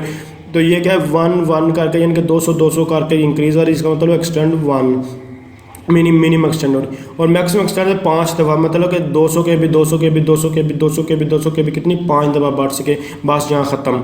ये 2 का मतलब बना तो 400 हो जाना था। इसके 400 के साथ परसेंट अगर 50 का तो ये आगे 400 यानी कि 500 बन जाना था, यानी कि पहली दफ़ा 200 KB बढ़ा, फिर 500 KB बढ़ जाना था। तो ये इसका मतलब ये था, इस हिसाब से हम जो है इसको डिफाइन करते हैं। अब ये स्टोरी क्लॉज वगैरह ये सारा जो अभी हम सारी थ्योरी बताई है यहाँ लिखी है, जस्ट इसको आप लोग रीड आउट कर सकते हैं। उसके बाद परसेंटेज फ्री है, PCT का मतलब परसेंटेज फ्री, और PCT यूज़ का मतलब परसेंटेज यूज़। तो अब इसमें क्या होता है कि ये परसेंटेज फ्री और परसेंटेज यूज़ का मतलब क्या है कि यहाँ हमारे पास यानी कि आपको पहले परसेंटेज फ्री का मतलब कि कितनी आपने परसेंटेज जो है फ्री रखना, मतलब कि आपके पास 200 KB जैसे अभी आपने देखा है, तो इसमें से आपने कितने % जो है वो फ्री रखना चाहते हैं, मतलब कि सारी की सारी जो है वो स्टोर ना, थोड़ी सी उसमें जगह बचे, फिर नेक्स्ट डाटा फाइल है वो 200 KB कम्प्लीट हो, वो नेक्स्ट डाटा फाइल में जाकर स्टोर हो जाए। तो उसके लिए और परसेंटेज मतलब उसमें से आपने कितने 10, 80%, 70%, 90% कितने % यूज़ करना, उसमें यानी कि कितने % में आपने डाटा जो है वो सेव करना और बाकी को आपने छोड़ना है। तो अब हम परसेंटेज फ्री यानी कि ये छोड़ते क्यों है, फ्री हम छोड़ते इसका मकसद क्या है। बेसिकली देखें, आप जब आपने कोई भी, आप अपने मोबाइल की बात करें या किसी भी चीज़ की, आप कोई भी ऐप वगैरह यूज़ कर, आप ऐप्स का साइज़ होता है तकरीबन सपोज कर लेंगे 250 KB यानी कि 250 MB का होता है। तो लेकिन वो स्पेस कितनी आपकी गिरती है, वो 270 के जो MB की यूज़ करती है। ऐप का साइज़ 250 MB सपोज कर लें, और वो आपका जो साइज़ जो है वो यूज़ कर देगी कितना 270 जो है। अब 250 और 270 में अब ये ऐसा क्यों कर रही है, इसका मकसद यह है कि इनके फ्यूचर में कोई अपडेट्स वगैरह आए तो वो वहाँ जो है उसको सेव कर ले, इसीलिए वो जो साइज़ रिज़र्व करती है। तो डाटाबेस में यही होता है कि PCT फ्री मतलब कितनी स्पेस आपने फ्री रखनी है, जहाँ के आप कोई अपडेट्स वगैरह को फ्यूचर में उसका यूज़ आप कर सके, और कितने में डाटा आपने स्टोर करना है। तो बाय डिफ़ॉल्ट जो इसमें यूज़ होता है यानी कि वैल्यू वो 10% ही यूज़ होती है। 90% में आपका जो है डाटा जो है वो स्टोर होता है, 10% फ्री है। जब वो 100% यानी कि पूरा आता है वो उसके बाद क्या आता है कि आपका नेक्स्ट जो है वो ब्लॉक में जाकर आपका रो जो है उसको जो है डाटा जो है स्टोर होना जो है शुरू हो जाता है। तो इसको परसेंटेज यूज और परसेंटेज फ्री रहते हैं। तो ये दोनों हमेशा 100% ही होती है। अगर 10% परसेंटेज फ्री है तो उसका मतलब 90% परसेंटेज यूज। अगर 70 या फिर आप कह रहे हैं 70% यूज्ड है तो 30% उसमें फ्री होगा। तो ये इस तरह का इसका कम्बिनेशन जो है वो बनकर जो है वो स्टोर हो रही होती है। तो ये सारा कुछ यहाँ पे। उसके बाद टेबल स्पेस क्लॉज क्या होता है, इसका मतलब है कि आपने जो है यानी कि किस टेबल स्पेस में आपने अपना टेबल जो है वो क्रिएट करना है, किस टेबल में आपने अपना टेबल क्रिएट करना था उसको कहते हैं टेबल स्पेस क्लॉज। अब टेबल स्पेस बार बार आ रही, table space managing table space में पूरी एक इसी तरह डिटेल के साथ सारा कुछ रेडी जो है बता चुका है, इसलिए वहाँ आपको रेफर यहाँ स्लाइड में भी किया जाता है कि आप वहाँ से इसको रीड आउट करें। उसके बाद हमारे पास यानी कि OEM क्या होता है, OEM ओरेकल इंटरप्राइज मैनेजर इसे कहते हैं। तो टेबल को क्रिएट करने के मुख्तलिफ मेथड हैं, जैसे कि अभी आप इसको रीड आउट कर रहे हैं, ये मेथड है, या फिर इस तरह क्रिएट कर रहे हैं, या फिर आप इस तरह भी टेबल को जो है क्रिएट कर सकते हैं। तो विजार्ड वगैरह के लिए आपको 4 स्टेप और ऊपर भी 4 स्टेप जो है वो दिखाए गए थे। उसके बाद हमारे पास गाइडलाइन आपको ये सारी की सारी ऑलरेडी मैं बता चुका हूँ कि place table in separate table space, मतलब कहलाता टेबल स्पेस में क्रिएट का मतलब कि उसमें अनडू सेगमेंट्स, टेम्परेरी सेगमेंट्स वगैरह, इंडेक्सेस वगैरह वाली जो टेबल स्पेस है उसमें आप जो है इसको क्रिएट ना करें, बल्कि जो डाटा के लिए टेबल स्पेस बनाएगी उसी में जो आपको अपना टेबल जो है वो क्रिएट करें। तो ये बाकी नीचे सारी चीज़ें ऑलरेडी आपको मैं बता चुका हूँ। क्रिएटिंग टेम्परेरी टेबल्स, तो यानी कि हम जो है टेम्परेरी टेबल्स कैसे क्रिएट कर रहे हैं। सबसे पहली बात तो आती है कि हम जो है टेम्परेरी टेबल्स को क्रिएट क्यों करते हैं। तो इस टेम्परेरी टेबल को क्रिएट करने का मकसद ये होता है कि यानी कि जो हमारा ओरिजिनल टेबल्स है, जहाँ जो ओरिजिनल डाटा जहाँ पड़ा हुआ है उसको हम यूज़ ना करें, बल्कि जिस तरह का वो डाटा है उसी तरह पड़ा रहे, उसमें कोई भी चेंजिंग वगैरह कुछ भी ना करें, और वो हमारे लिए परमानेंटली वो उसी तरह जो है वो स्टोर है। जैसे कि मैं आपको एग्जाम्पल देता हूँ, आपने सी वगैरह में जो फर्स्ट सेमेस्टर में पढ़ा होगा सी लैंग्वेज वगैरह में, यानी कि हाँ हम जो है 2 वैल्यू होती हैं, जैसे एक्स वाई जी, कोई भी आप 2 वेरिएबल ए बी सी ले लें जो भी है, एक यानी कि एक्स की वैल्यू हमारे पास जो है वो 10 है, इसी तरह हमारे पास वाई की वैल्यू जो है वो 5 है। तो अब आप चाहते हैं कि जो एक्स की वैल्यू है वो 5 हो जाए और जो वाई की वैल्यू यानी कि वाई की वैल्यू 10 हो जाए। तो उसके लिए आप क्या करते थे, एक और यानी कि एक और वेरिएबल क्रिएट करते थे। ये जो वेरिएबल था वो होता टेम्परेरी होता, कुछ टाइम के लिए आप इसको क्रिएट करते थे, बाद में ये खत्म हो जाता जस्ट स्वैपिंग करने के बाद। स्वैपिंग का मतलब एक दूसरे की वैल्यू चेंज करने के लिए। तो इसी तरह आप जो क्रिएट कर सकते हैं टेम्परेरी टेबल्स, मतलब क्या चाहते हैं कि जो हमारे ओरिजिनल टेबल उनको कुछ भी ना हो, उनका डाटा वगैरह को चेंज ही ना करें, जिस जैसे है वैसे पड़ा रहे, जस्ट आप एक टेम्परेरी टेबल का जो है वो क्रिएट करें, उसके बाद उसका जो भी काम वर्क करना हो करें, और उसके बाद उसको जो है वो ऑटोमेटिकली वो डिलीट हो जाए। तो उसके लिए आपको जस्ट उसी तरह कीवर्ड यानी कि क्रिएट के कीवर्ड लिखना होगा, ग्लोबल कीवर्ड लिखना होगा, ग्लोबल मतलब ओवरऑल, और उसके बाद temporary keyword, temporary table create करें, इसलिए हमें जो है टेम्परेरी कीवर्ड लिखना होगा टेबल के लिए। तो क्रिएट ग्लोबल टेम्परेरी टेबल, ये चारों का चारों ही कीवर्ड है। उसके बाद यहाँ आप सपोज कर लें कि स्टूडेंट का जो है टेबल है वो उसको टेम्परेरी बनाए, तो यहाँ स्टूडेंट टेम्प का मतलब टेम्प लिखने का मकसद ये होता है कि आपको पता चल कि ये टेम्परेरी, अदरवाइज और भी आप कुछ जो मर्जी लिखें, ये कीवर्ड नहीं है, जो आप क्रिएट करना चाहें वो कर सकते हैं इसलिए। उसके बाद एज सेलेक्ट फ्रॉम, ये भी कीवर्ड है, एज भी कीवर्ड है, जो सेलेक्ट भी कीवर्ड, और स्टैरी का मतलब होता है ऑल, कहाँ से सिलेक्ट करना, ऑल फ्रॉम भी कीवर्ड, और HR एम्प्लॉय से मतलब कि स्टूडेंट, यहाँ फिर सपोज करने के यहाँ HR एम्प्लॉय के टेबल की बजाय आप स्टूडेंट का टेबल है, तो जो भी टेबल है ये आप नाम चेंज कर, जो जिस नाम से आपने टेबल क्रिएट किया हो वो आपको नाम लिखना होगा। तो उसको सेलेक्ट करके आप जिस तरह जो क्रिएट कर सकते हैं कोई भी टेम्परेरी टेबल्स। तो बेसिकली जो tables contain data only for duration of transaction and session. अब यहाँ वर्ड 2 यूज़ हो रहे हैं कि एक ट्रांजैक्शन और सेशन वगैरह के लिए हम टेम्परेरी टेबल्स वगैरह क्रिएट करते हैं। जब ये ट्रांजैक्शन कंप्लीट या सेशन कंप्लीट है उसके बाद टेम्परेरी टेबल जो है वो डिलीट वगैरह भी हो जाता है। ये डिपेंड करता है आपको कितनी ज़रूरत है, किस तरह के जो टेम्परेरी टेबल चाहिए, किस मकसद के लिए आप उसको यूज़ कर रहे हैं। तो सबसे पहले आपको बता दूं ट्रांजैक्शन क्या। ट्रांजैक्शन मतलब कि एक ही टाइम डेटाबेस में बात कर रहा हूँ और भी वे में होती हैं। तो IS या IT प्रोजेक्ट मैनेजमेंट में ट्रांजैक्शन में थोड़ा फ़र्क होता है। तो मतलब मेन मकसद वही होता है। तो ट्रांजैक्शन मतलब कि एक ही टाइम मल्टीपल क्यूरी जब रन होती हैं तो उसको आप ट्रांजैक्शन कहते हैं। इकट्ठी क्यूरीज रन वगैरह हो रही होती हैं। जैसे कि आप इसको रियल लाइफ एग्जाम्पल, ये सारी एग्जाम्पल जो भी दे रहा ये समझाने के लिए दे रहा हूँ, रियल लाइफ एग्जाम्पल से आपको ताकि याद नहीं कहते। ट्रांजैक्शन जैसे कि आप ATM में जाते हैं तो आप अपना कार्ड एंटर करते हैं, उसके बाद आप पिन एंटर करते हैं। पिन एंटर करने के बाद यानी कि आप कार्ड एंटर करते हैं, लैंग्वेज सेलेक्ट करते हैं, पिन यानी कि उसके बाद पिन एंटर करते हैं, अमाउंट वगैरह सेलेक्ट करते हैं। फिर उसके बाद आपको कार्ड वापस कर दिया था, फिर आपको अमाउंट दे देती है। उसके बाद आपको जो है स्लिप वगैरह जो है वो दे। तो अब ये एक इनकी इकट्ठी ही क्यूरी जो है वो रन हो रही है। अब एक के बाद दूसरी के बाद तीसरी, इस तरह इकट्ठी ही क्यूरी रन हो रही है, इसको कहते हैं ट्रांजैक्शन हो रही हैं। तो ये हमारे पास एक ट्रांजैक्शन। अब ये जहाँ से ये सारी ट्रांजैक्शन हो रही है, इस तरह का कोई काम परफॉर्म करेंगे, कोई भी आपने काम को जो है वो परफॉर्म करें तो उसके लिए आप जो है टेम्परेरी टेबल वगैरह जो क्रिएट कर सकते हैं। उसके बाद सेशन क्या है, सेशन आपने कार्ड एंटर किया, वहाँ से लेकर दोबारा स्लिप लेने तक जितना भी आपने काम किया वो आपका क्या सेशन है। जैसे कि आप फेसबुक वगैरह पे लॉगिन होते हैं, लॉगिन होने से लेकर लॉग इन और लॉग आउट तक जो आपने काम कर रहे हैं जो भी, वो आपका एक सेशन क्रिएट हुआ है। इस चीज़ को कहते हैं ट्रांजैक्शन और सेशन। तो रियल लाइफ एग्जाम्पल के थ्रू आपको ये मैंने दोनों चीज़ें समझा दी हैं। उसके बाद DML data manipulation language, locks are not acquire owner, data manipulation लगा सारी चीज़ बताया। और इसके अलावा आप टेम्परेरी टेबल उसमें इंडेक्सेस, व्यूज़ और ट्रिगर्स वगैरह जो है वो सब कुछ जो टेम्परेरी टेबल में क्रिएट कर, आप इंडेक्सेस, व्यूज़ और ट्रिगर्स वगैरह क्या होते हैं ऑलरेडी ये सब कुछ मैं आपको क्लियर कराया पीछे वाली जो हमारे पास यानी कि डाटाबेस स्कीमा वगैरह के ऊपर मैं आपको ट्यूटोरियल दिया था, तो आप उस नाम से सर्च भी कर सकते हैं, तो आपको ये सब कुछ वहाँ से मिल जाएगा। तो उसके बाद हमारे पास सेटिंग पैरामीटर्स यानी कि परसेंटेज फ्री एंड परसेंटेज ये दो हमारे पास पैरामीटर हैं। इन पैरामीटर के बारे में आपको थोड़ी देर पहले भी बता चुका हूँ। यहाँ एक इंपॉर्टेंट चीज़ थोड़ी आपको याद रखिए, सबसे पहले तो हम इस PCT फ्री के बारे में बता दूँ, फिर यहाँ थोड़ी इंपॉर्टेंट चीज़ आएगी। इसमें 3 चीज़ें होती हैं बेसिकली। आप PCT फ्री को यूज़ कर सकते हैं, PCT यूज़ को भी इस्तेमाल का यूज़ कर सकते हैं, और इन दोनों को इकट्ठा भी जो कम्बिनेशन है वो भी यूज़ कर सकते हैं। तो अब इन दोनों में क्या फ़र्क है और उसके बाद लहदा जो उसमें क्या फ़र्क है ये देखते हैं। तो यहाँ हमारे पास सबसे पहले एवरेज रो साइज आता है, यानी कि फार्मूला को बाद में हम देखते हैं। मतलब कि यहाँ आप लोगों को पहले मैंने सिंपल बताया था ये PCT फ्री और PCT यूज़ वगैरह क्या था और इसका कॉम्बिनेशन वगैरह होता क्या ये बताया था। इसको जस्ट ओवरव्यू करके फिर आपको एक बार क्लियर करना चाहता हूँ, और उसके बाद इसको कैलकुलेशन वगैरह कैसे कर सकते हैं ये फार्मूला आपको ये दोनों बता रहे हैं। तो PCT फ्री का मतलब ये था कि जैसे कि आपके पास सपोज कर लें कि हमने 100 MB जो है वो यूज़ करनी है। अब 100 MB में बाय डिफ़ॉल्ट अगर आप कोई भी चेंजिंग नहीं कर रहे, कुछ भी आप अपनी मर्जी नहीं है बस छोड़ रहा है, तो ऑटोमेटिकली जो आपके 10% होता है वो जो PCT का मतलब था परसेंटेज फ्री जो है आपको 10% बाय डिफ़ॉल्ट आप रखी जाती है और 90% में आपको जो डाटा है वो स्टोर हो जाता है।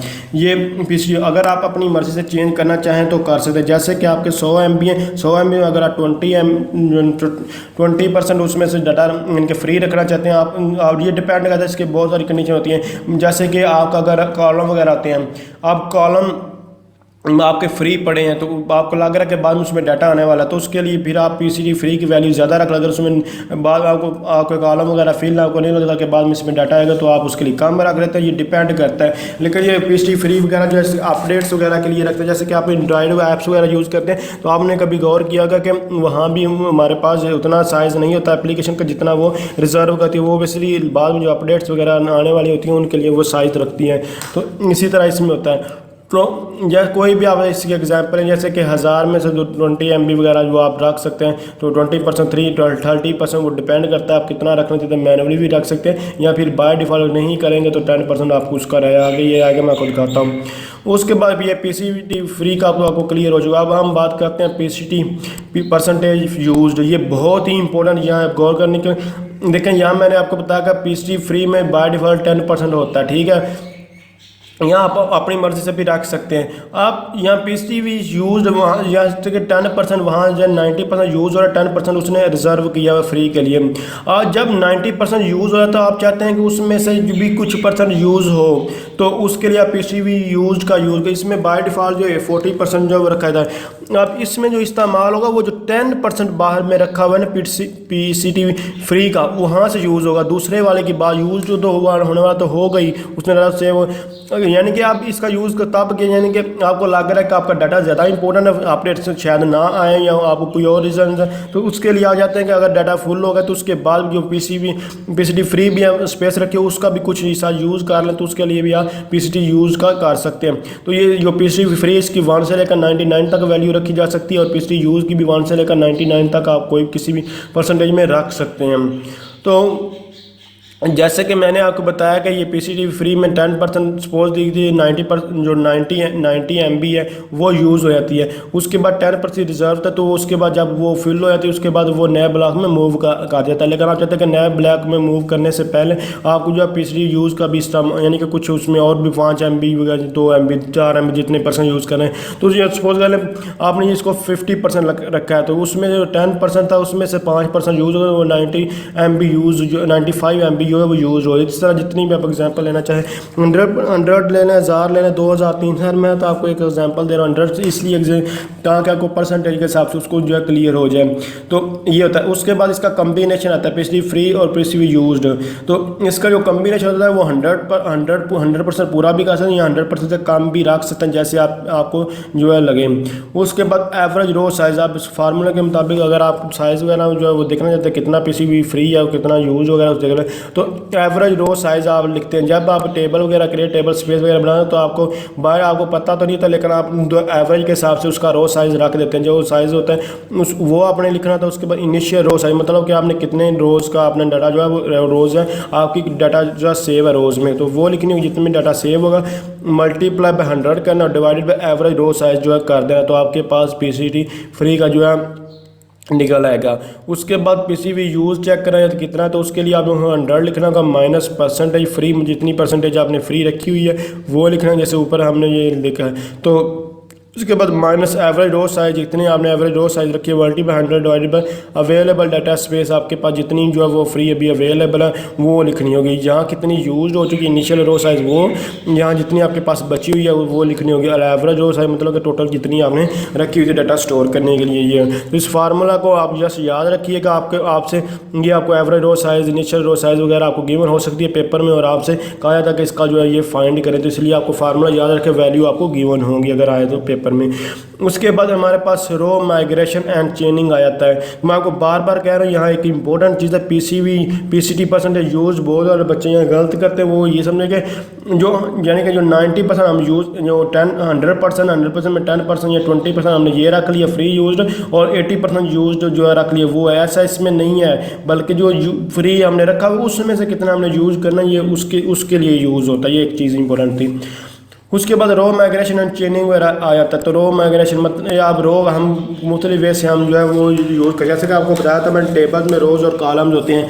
तो आपको लग रहा है कि जो उसकी रोज़ वगैरह वो उसका जो है वो कोई भी वजह जो है बन चुकी है कि आपको वो जो टेबल आप है जो आपने जिसमें डाटा स्टोर किया हुआ है, जो डाटा टाइप यानी कि आपके ब्लॉक्स वगैरह उनमें जो अब रोज़ का कोई इशू आ रहा है, जहाँ साइज़ कम है या आपको रोज़ वो चाहिए नहीं या कोई और इशू है, जो भी आपको इशू है, तो आप चाहते हैं कि वहाँ से रो को माइग्रेट करें, एक जगह दूसरी जगह ले जाएं, तो उसके लिए आपको क्या करना का, यानी कि उसको कहते हैं रो माइग्रेशन या चेनिंग कहते हैं।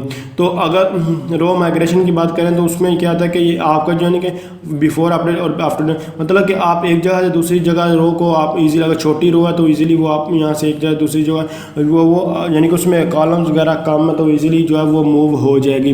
लेकिन उसमें ये पॉइंट कर रहा था कि बता रहा था कि यहाँ से वहाँ रो जो है वो मूव हो चुकी है। तो यहाँ आपको लग रहा होगा कि एक डिसएडवांटेज या बहुत बड़ा डिसएडवांटेज लग रहा है कि वो ये है, आपको स्पेस तो मिल रही है लेकिन आपको ये परफॉर्मेंस वो कम हो, क्योंकि आप सर्चिंग जो है वो कम हो रही है, क्योंकि एक जगह एक पहले यहाँ से सर्च करेगा फिर दूसरे जाकर टेबल में सर्च करेगा, तो यहाँ प्रॉब्लम्स क्रिएट होती है। तो यहाँ चेनिंग का भी एक कंसेप्ट है। चेनिंग का कंसेप्ट तब है जब रोज़ बहुत बड़ी होती है, मतलब कि उसमें बहुत ज़्यादा हज़ारों के लाखों के हिसाब से कॉलम्स वगैरह होते हैं। तो आपके पास इस तरह की जो बड़ा जब रोज़ होती है उसको बहुत सारे मेथड्स हैं। आप यानी कि आप जहाँ तो उस रोज़ को डिवाइड कर, मतलब उसके कॉलम वगैरह को डिवाइड कर दें, या फिर और कोई बहुत सारे मेथड यूज़ कर सकते हैं। या फिर इसका हल ये है कि आप उस बड़ी रो को क्या करें, बड़ा यानी कि एक बड़ा टेबल लें और वहाँ उस रो को यानी बड़े साइज़ वाला टेबल है वहाँ उसको मूव आउट करें। अगर कम साइज़ का होगा तो फिर भी आपके पास जो इशू होगा, ये यहाँ एक पॉइंटर जो है पॉइंट कर होता है कि ये यहाँ से रो जो है वो माइग्रेट कर चुकी है। तो ये चीज़ें बताती हैं। इसके अलावा एक बात होती है कि आपको जो है पेपर पॉइंट ऑफ व्यू में आपको यानी कि पेपर में आपको कह दिया जाता है कि यहाँ एक आपके पास टेबल, यहाँ बताएँ कि कौन सी रो इस टेबल में नहीं होनी चाहिए या इसको माइग्रेट वगैरह करें। तो अब आपके पास आपको लग रहा होगा कि सबसे इंपॉर्टेंट चीज़ यहाँ जो स्टूडेंट की टेबल समझ लें, तो उसमें स्टूडेंट की या एम्प्लॉयज़ की एज बहुत इंपॉर्टेंट चीज़ होती है। तो आपको लग रहा है कि वहाँ एज का जो है वो कॉलम होना चाहिए, रोज़ कॉलम होना चाहिए। तो ऐसा हरगिज़ नहीं, यानी कि आपके पास याद रखिएगा कभी भी कॉलम नहीं आएगा, यानी एज का कॉलम टेबल में कभी नहीं आता, क्योंकि एज तो दिन ब दिन जो हर बंदे की चेंज हो रही होती है।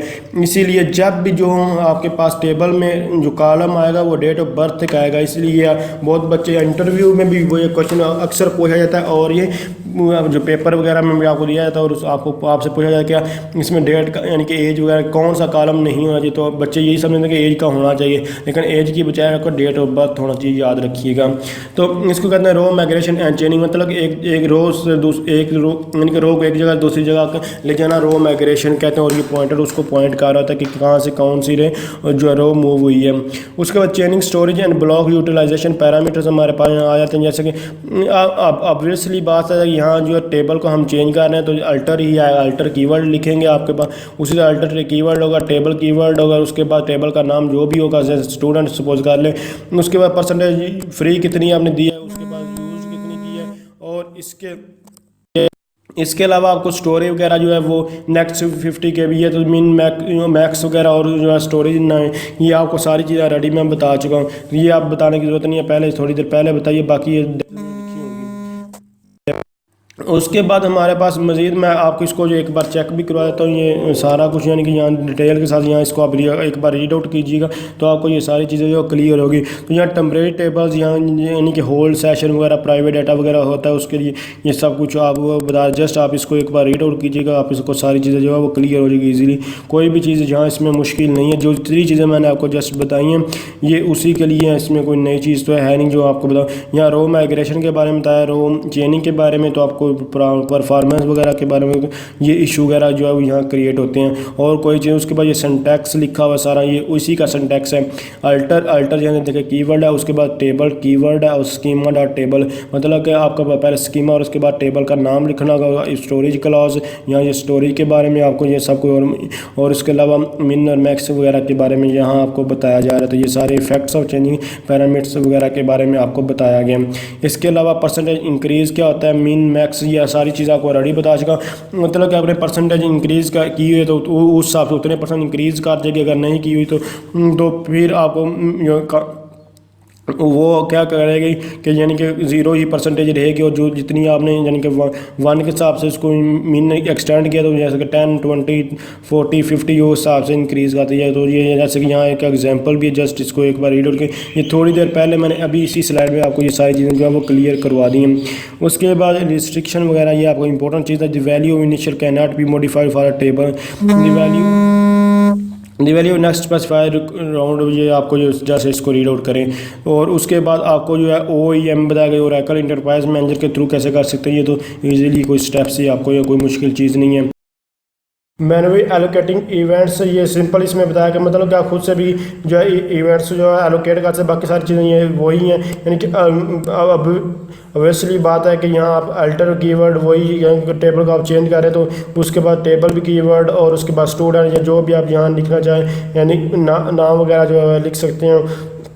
उसके बाद एलोकेट एक्सटेंड, और उसके बाद साइज़ 500 KB, और डाटा फाइल का उसके बाद पाथ ये दिया गया, जो भी आपका पाथ होगा आपने पाथ वही अपनी मर्जी से या ये वाला पाथ देख सकते हैं। डाटा फाइल भी कीवर्ड है, और उसके बाद साइज़, और ये आप KB 500 KB आप कोई भी साइज़ जो है वो दे सकते हैं, बाकी एलोकेट और एक्सटेंड भी हो उसी तरह जो है वो हमारे पास टाइप है। उसके बाद नॉन पार्टीशन टेबल रिकॉग्निशन, तो यहाँ एक बहुत ही इंपॉर्टेंट और रिसेंटली ये पेपर में आया हुआ था क्वेश्चन के, यानी कि केस स्टडी के मुताबिक भी आपसे यहाँ से पूछा जा सकता है, जैसा कि केस स्टडी आपको मैं थोड़ी सी समझाने की कोशिश करता हूँ कि सपोज कर लें कि आपके पास यानी कि वो ऐसी डाटाबेस है जिसमें आपके पास जो आपका डाटा जो है वो स्टोर है, आप कोई भी कंडीशन है, मतलब कि आपको वो डाटा जो है वो डाटा तो आपका ठीक है, लेकिन उसमें कोई इशू है, मतलब कि जो टेबल वगैरह का जो साइज़ है वो कम हो गया, या फिर आपके पास कोई और इशू आ गया, कुछ भी कोई भी इशू हो सकता है कि किसी किस्म का भी कोई भी, तो आप चाहते हैं कि वो उस डाटा को वहाँ से उठाएं, डाटा आपका ठीक है टेबल वगैरह में इशू है तो उसको वहाँ से आपको डाटा उठाएं किसी और टेबल में उसको जाकर सेव कर दें। या इसी तरह जैसे कि आपका जो शॉपिंग बैग आपका फट गया, लेकिन उसमें जो आपने चीज़ें रखी हुई थी वो आपकी सारी ठीक है, तो आपको क्या करना है उसका आप शॉपिंग बैग चेंज कर लें, बाकी चीज़ किसी और शॉपिंग बैग में डालें तो आपका ओके हो जाता है। इसी तरह अगर आपका जो है डाटा बिल्कुल ठीक है और आपका टेबल वगैरह कहीं कोई इशू आया हुआ है तो आप उसको चेंज कर सकते हैं ईजिली। तो उसको चेंज करने के लिए आप इस तरह यानी कि अल्टर लिख सकते हैं, उसके बाद टेबल का नाम लिखेंगे और उसके अल्टर कीवर्ड टेबल कीवर्ड, और उसके बाद स्टूडेंट या जो भी आपका जो नाम है वो लिखना होगा यहाँ पर, जैसे कि एम्प्लॉय डिपार्टमेंट वगैरह जो वो लिखा, और उसके बाद यानी कि टेबल का नाम। उसके बाद मूव करना चाह रहे हैं किसमें, जिस डाटाबेस में यानी कि टेबल स्पेस में आप मूव करना चाह रहे हैं। उसके बाद जैसे कि T1 जो लिख रहे हैं टेबल, कोई भी यहाँ लिख रहे हैं नाम, उस टेबल स्पेस में हम इसको मूव करना चाह रहे हैं इस टेबल को, तो आप ईजिली उसको मूव कर सकते हैं। तो मैं आपको फिर बता रहा हूँ, यहाँ हमारे पास ये यानी कि आपका डाटा बिल्कुल ओके है, लेकिन आप एक जगह दूसरी जगह उसको जो है वो मूव करना चाह रहे हैं उसको डाटा को, कि आपका टेबल वगैरह में कोई भी इशू है, जो भी है, आप वो कोई भी कंडीशन हो सकती है। तो आपको सिंपल यहाँ मूव और टेबल स्पेस। और एक बात बहुत ध्यान से रखना कि टेबल स्पेस का साइज़ ज़्यादा होना चाहिए टेबल से। और ये ऐसा आप नहीं कि अगर टेबल स्पेस जो है वो 18 MB की और आप जो है टेबल मूव कर रहे हैं 500 MB का, तो वह ऐसे नहीं है, अगर आपके पास जो जनरेट होगा, तो ये ख्याल रखना होगा। तो उसके बाद when non partition table is reorganize its structure is kept but not its content. तो यही कह रहे हैं कि इसका स्ट्रक्चर उसी रहता है, लेकर इसका जो कंटेंट वगैरह वो वहाँ से मूव हो जाता है, क्योंकि स्ट्रक्चर में कोई वगैरह इशू है। उसके बाद हमारे पास यहाँ आगे के ट्रंकेटिंग टेबल। अब ट्रंकेट, डिलीट वगैरह के, ड्रॉप वगैरह क्या रेडी है, आपको मैं बता चुका। ट्रंकेट और ड्रॉप में क्या फ़र्क है, सिंपल वर्डिंग में आपको पहले रेडी बार बता चुका, वही फ़र्क है। यानी कि ट्रंकेट में आपका जो डाटा होता है वो डिलीट, यानी कि सिर्फ डाटा डिलीट होता है, स्ट्रक्चर डिलीट नहीं होता आपके टेबल का। यानी कि रोज़ और कॉलम जो है वो जो यानी कि वहाँ से रोज़ ख़त्म होती है, जबकि कॉलम उसी तरह करते हैं, कॉलम का जो स्ट्रक्चर होता है वो उसी तरह रहता है। तो यानी कि रोज़ में डाटा हो रहा है तो बाकी नाम होता है, तो आपका स्ट्रक्चर जो होता है टेबल का वो उसी तरह रहता है। ट्रंकेट में बाकी डाटा डिलीट हो जाता है, जबकि ड्रॉप में क्या था, आपका डाटा और स्ट्रक्चर सब कुछ जो है वो डिलीट हो जाता है। तो उसके लिए वही केवल ट्रंकेट कीवर्ड टेबल कीवर्ड, और उसके बाद उस टेबल का नाम जो है वो आपको जस्ट लिखना होगा। तो जो भी आपका नाम, जैसे स्टूडेंट है या जो भी आप लिख रहे हैं। उसके बाद यहाँ यही बता रहा है truncating table delete are rows in a table and release use पे, मतलब जितनी भी रोज सबको डिलीट किया जाता है और आपकी स्पेस जो है वो फ्री हो जाती है। उसके बाद कॉर्नरस्टोन इंडेक्सेस और ट्रंकेटेड वगैरह जो होती हैं। ड्रॉप और टेबल वही सब कुछ नहीं, भैया फ़र्क बता दिया। ड्रॉप उसके कीवर्ड, टेबल कीवर्ड, और उसके बाद टेबल का नाम, और कैस्केड कंस्ट्रेंट। कैस्केड कंस्ट्रेंट का यह मतलब होता है कि अगर उसका फॉरेन की, प्राइमरी की का कोई रिलेशन वगैरह है, तो वो हमारे पास वो भी साथ जो है वो डिलीट हो जाए। अगर आपके पास फॉरेन की जब और प्राइमरी के का कोई भी यानी कि कोई नहीं लगाई हुई, तो जस्ट आप इतना भी लिखे तो आपके पास क्यूरी रन होगी। Drop table HR dot department, या ड्रॉप टेबल स्टूडेंट, जो स्टूडेंट का अगर टेबल है तो ये आपने लिखा, तो आपने क्यूरी रन की, तो आपकी क्यूरी रन हो जाएगी अगर उसमें फॉरेन की, प्राइमरी की वगैरह नहीं लगी हुई। लेकिन अगर फॉरेन की, प्राइमरी की वगैरह जो है इस तरह की कोई लगी हुई है, या कोई और पार्टीशन की वगैरह लगी हुई है, तो फिर शायद आपका डाटा ना डिलीट हो। तो फॉरेन और प्राइमरी की वगैरह जो है, इसमें जो चाइल्ड जो फॉरेन की वाला, वो तो ज़ाहिर सी बात है, वो उसको अगर डिलीट करेंगे भी, अगर ये नाम भी लिखे तो हो जाएगा। लेकिन जो पेरेंट टेबल है, जो जिसमें आपकी प्राइमरी की है, वो रेफरेंस कर रही है फॉरेन की को, ठीक है। तो अगर वो है तो वो आपका डिलीट नहीं होगा जब तक आप ये पूरी की कैस्केड कंस्ट्रेंट नहीं लिखेंगे।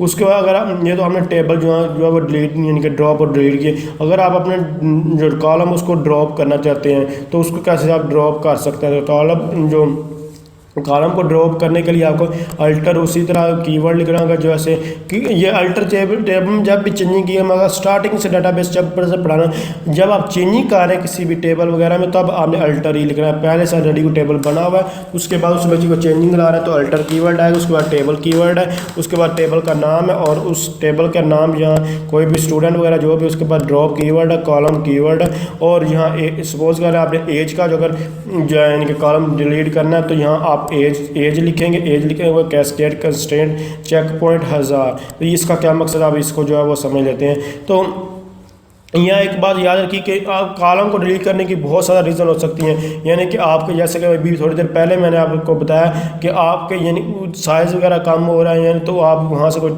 कॉलम वो वगैरह डिलीट कर सकते हैं। या कोई और इशू आ रहा है, मतलब कि आपकी बहुत पुरानी जो डाटाबेस है उसमें यानी कि जैसे कि केसेट वगैरह आप यूज़ नहीं, तो केसेट वगैरह का रिकॉर्ड पड़ा हुआ था, तो आपको जो है वो यूज़ की ज़रूरत वगैरह नहीं है, तो आप उसको जो यहाँ से ड्रॉप वगैरह कर सकते हैं। तो उसको ड्रॉप करने की यहाँ से या फिर आपको ऑनलाइन कोई भी वर्किंग वगैरह हो रही है, तो आपको किसी चीज़ की वहाँ से ज़रूरत, किसी कॉलम की ज़रूरत नहीं, आप उसको डिलीट कर सकते हैं। तो यहाँ आपको कैस्केड कंस्ट्रेंट की तो समझ ला कि यहाँ चेक पॉइंट 1000 का क्या मतलब, इसका मतलब कि अगर आपकी डाटाबेस है वो उसमें 1 लाख रोज़ पड़ी हुई, मतलब 1 लाख रिकॉर्ड्स हैं। अब रिकॉर्ड्स हैं, तो आप 1 लाख रिकॉर्ड्स को आपने डिलीट करना है तो उस पर आपको तकरीबन 4-5 मिनट भी लग सकते हैं। तो ऑनलाइन अगर उसमें वर्किंग हो रही है तो उसमें जब इतना टाइम लगेगा तो जाहिर सी बात कोई डाटा कोई ना कोई उसमें सेव भी हो रहा होगा, कोई डिलीट कुछ भी हो रहा होगा, डाटा रिमूव वगैरह होगा। तो जब ये सब कुछ हो रहा होगा तो डेटा इंसर्ट हुआ है तो उसमें कोई ना कोई प्रॉब्लम भी क्रिएट हो जाएगा, अब इतना टाइम लगेगा। तो इसके साथ हम क्या करते हैं कि हम चाहते हैं कि थोड़ी थोड़ी एक दो सेकंड के वक्फे से क्या होगा, यानी कि एक दो सेकंड से तो कुछ नहीं होगा, मिली सेकंड में, यानी कि 1 लाख का रिकॉर्ड वहाँ से चेक पॉइंट 1000, मतलब कि पहले 1000 रो डिलीट हो जाए, फिर 1000 रो डिलीट, फिर 1000 रो इस तरह रो डिलीट होती जब 1 लाख जो है डिलीट हो जाए। आप यहाँ इस तरह काम करने से हमारा कोई भी डाटा पे इफेक्ट नहीं पड़ेगा। लेकिन अगर एट ए टाइम 1 लाख रो को हम डिलीट करें, 1 लाख रिकॉर्ड्स को डिलीट कर रहे हैं तो जाहिर सी बात है वहाँ कोई ना कोई डाटा स्टोर होने वाला होता है, तो वो डाटा स्टोर नहीं, कोई बहुत बड़ा इशू हमारे लिए क्रिएट हो सकता है। तो इस तरह की डाटाबेस होगी तो उसके लिए हम चेक पॉइंट 1000 वगैरह लिख सकते हैं। ये सारी चीज़ें डिपेंड करती है कि आपने किस तरह का कोई काम कर रहे हैं। तो ये आप इसके लिए जो सारी थ्योरी है, थोड़ी सी थ्योरी पॉइंट्स है वो आप देख लें।